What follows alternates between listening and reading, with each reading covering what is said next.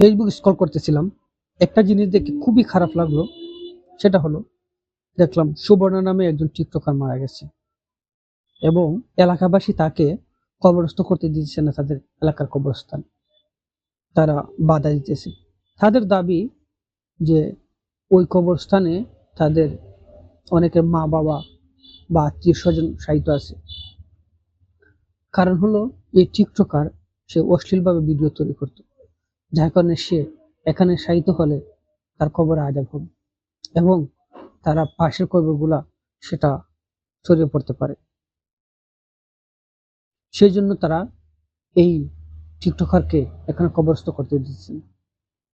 চলুন আমরা এটাকে কোরআন হাদিস দ্বারা বোঝার চেষ্টা করি যে আসলে আল্লাহ তাআলা এই বিষয়ে কি বলেছেন, আর সমাজে কি উচিত তাকে বাধা দেওয়া, এই বিষয়ে কি বলা হয়েছে। চলুন যাই। যে বিষয়টা আছে যে কবরের আযাব ব্যক্তিগত, সবার উপর পড়ে না।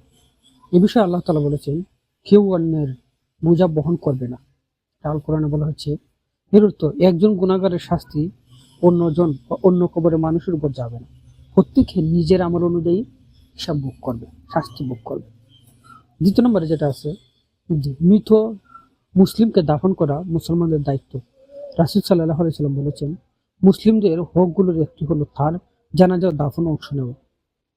এই কথাটি বলা হয়েছে সহিহ আল বুখারীতে। যদি সে ইসলাম থেকে বের হয়ে না যায়। তৃতীয় নম্বর আমরা যে বিষয়টি দেখতে পাই, কারোর শেষ পরিণতি আমরা জানি না। আল্লাহই মানুষের অত্যন্ত শেষ ও অবস্থা জানেন। মৃত্যুর আগে তওবা করলে আল্লাহ ক্ষমা করতে পারেন। আল্লাহ বলে, নিশ্চয়ই আল্লাহ সব গুনাহ ক্ষমা করেন।